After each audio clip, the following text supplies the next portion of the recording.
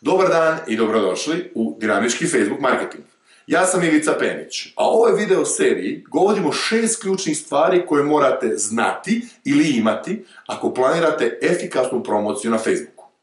Facebook je samo kanal, kao i billboardi, radio, TV, novine i svi ostali.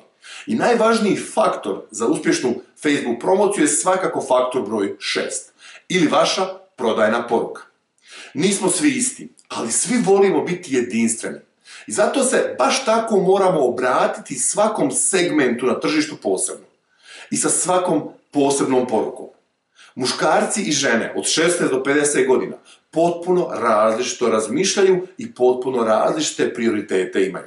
Ali svaki posebno, i muškarci i žene, imaju različite prioritete svakih 3 do 5 godina. Ako to znamo, moramo im se obratiti sa porukom i tonom koju oni preferiraju. Jer ćemo jedino tako uhvatiti i privući njihovu pozornost na internetu. Veliki dio programa Dinamički Facebook marketing je fokusiran baš na poruku koju šaljemo. A pripremili smo vam nekoliko formulara, nekoliko templata i vježbi kako bi kreirali savršenu prodajnu poruku.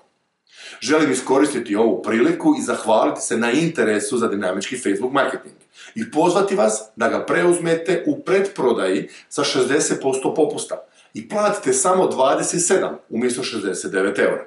Program se sastoji od 27 video lekcija, 15 alata za online marketing i 7 formula ili templeta koje će vam pomoći da strukturirate svoju ponudu i poruku koju šaljete na tržište. Toliko od mene za danas, nadam se da se vidimo u programu Dinamički Facebook marketing, a do tada vas srdačno pozdravljam.